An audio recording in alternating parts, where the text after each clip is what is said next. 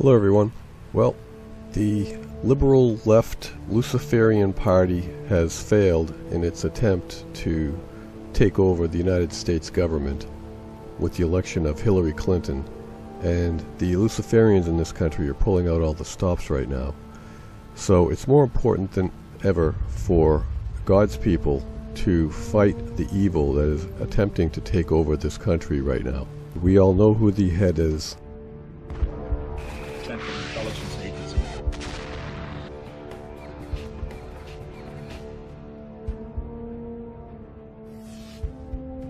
Johnny Cerrucci is joining us today. He's a former Army soldier and National Guardsman who was deployed to Iraq, and given his experiences, he came away with the desire to write this epic opus of a book called Illuminati Unmasked, which I urge you to read, filled with fascinating details and insights we'll be discussing right now.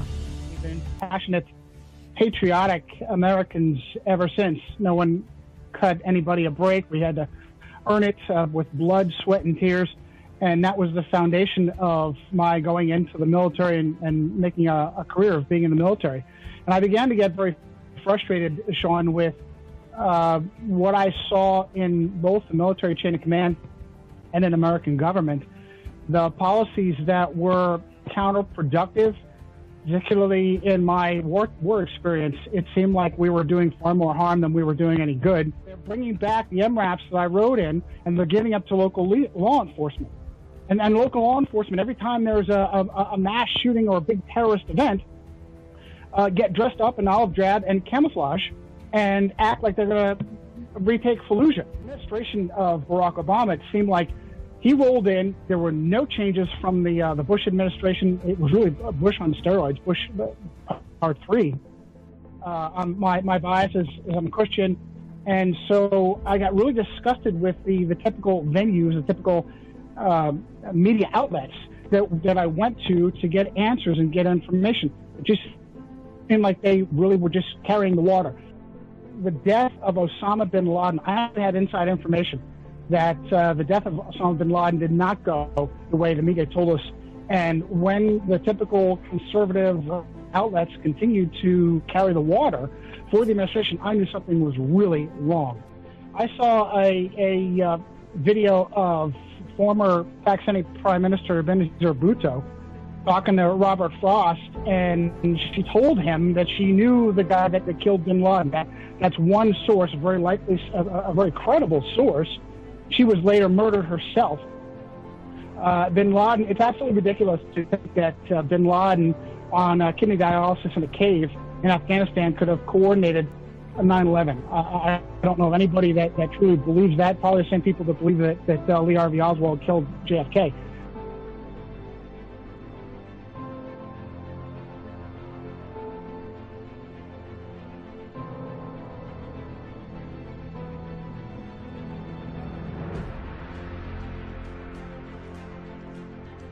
I knew that really we were not being told the full truth on that.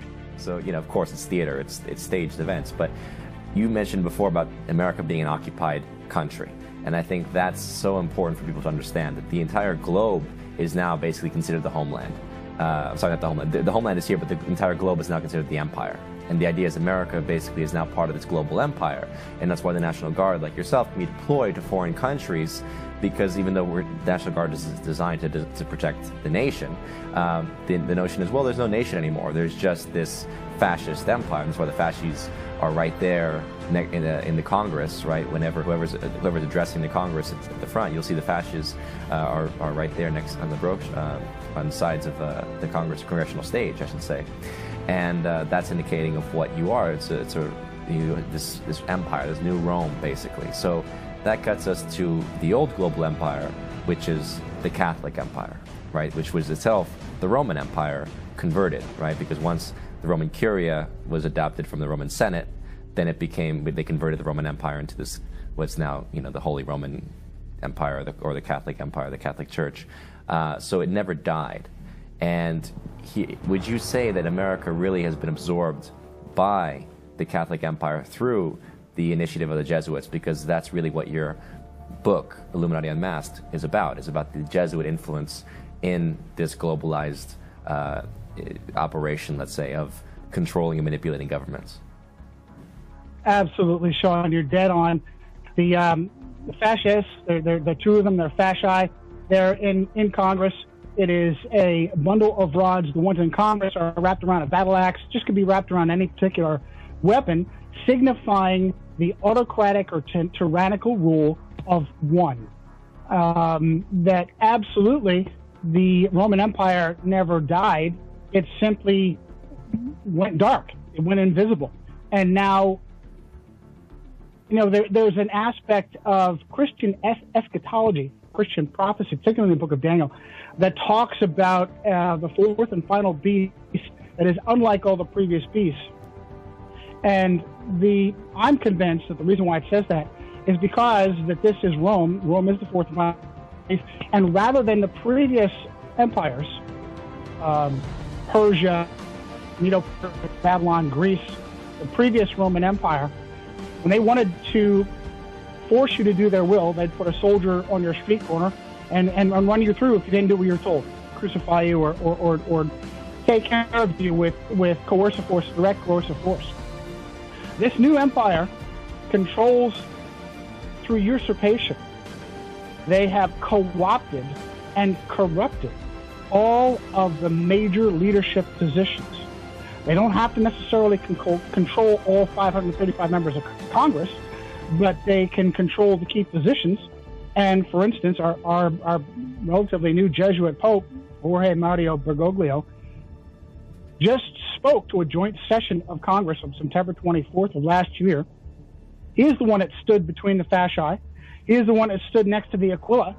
If you look at pictures inside inside Congress, you'll see not just the fasci, but a Roman Aquila, which is a battle eagle on a staff.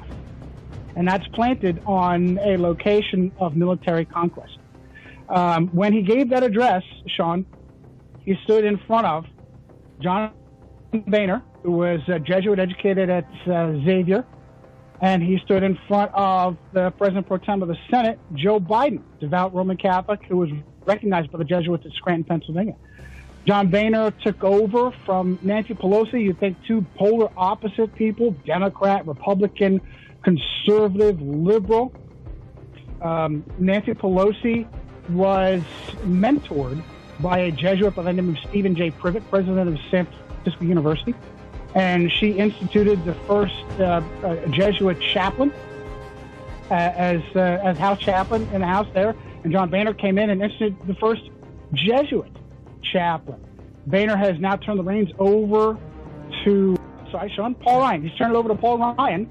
Paul Ryan, good Catholic boy, altar boy when he was younger, as a matter of fact. The number of Jesuit-trained Roman Catholics that Barack Obama, in right-wing circles, I like to say that, hey, Barack Obama has been so bad for the country, he's a secret Muslim. He's a secret communist.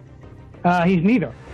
He has installed so many Jesuit-trained Roman Catholics, you'd think he himself was Catholic. As a matter of fact, I've seen reports of how he carries around a rosary in his pocket, and he's got a picture of the Virgin Mary in his wallet.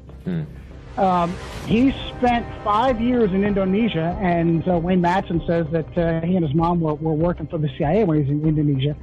He spent 5 years in Indonesia, and everybody knows about the 1 year he spent in Indonesia in a Muslim public school, basically a madrasa.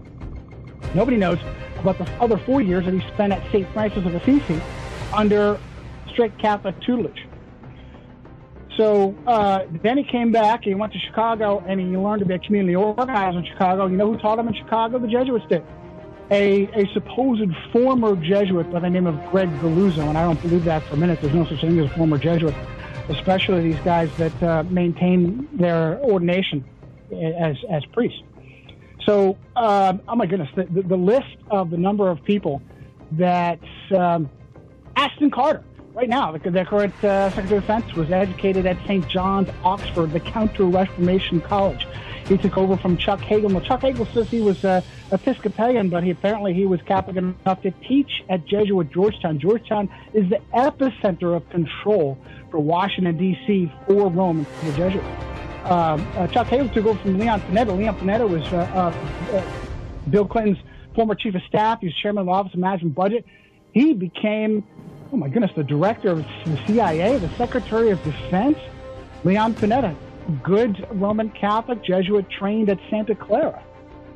So the number of, the chairman of Joint Chiefs of Staff, Joseph Dunford, United States Marine Corps. I spent 4 years in the Marine Corps. Joseph Dunford, Irish Catholic, took over from Martin Dempsey, also Irish Catholic. And Joseph Dunford also spent time at Georgetown. I think he was there at the Georgetown School of Foreign Service. But it's one thing to say, for example, that, okay, well, they're trained by Jesuits, but, you know, people would argue, well, what does that matter? I mean, the Jesuits are supposedly serving the Catholic Church, and, you know, yes, they're an intelligence branch of the Catholic Church, but what is it that you're getting at when you're talking about the Jesuit influence Absolutely. over these people? Great point, Sean. What I'm saying is, look, just because you're Roman Catholic, just because you're Jesuit educated, does not guarantee that you are part of Hydra, part of this octopus that controls from behind the scenes. What that means is that you have been screened. And a Jesuit education means the Jesuits have had time to look at you. Do you know that Donald Trump spent 2 years at Jesuit Fordham? Huh. And that his son, Eric Trump, spent all 4 years at Georgetown. He's actually on the Georgetown School of Business. Eric Trump is. So what that means is that you've had time for the Jesuits to have hands-on with you. Bill Clinton was Jesuit trained at Georgetown. Everyone makes a big deal about how he was influenced by Carroll Quigley and Carroll Quigley's poem, Tragedy and Hope, that speaks of this illumined elite that controls from behind the scenes, controls bankings, that makes two parties act like one party. Carroll Quigley taught at Georgetown. That's where Bill Clinton was influenced by him. JFK was at Georgetown. Bill Clinton was trained just like Barack Obama in community organizing, except Bill Clinton was trained by a different Jesuit named Richard McSorley, who was also the personal Jesuit for the Kennedy clan. So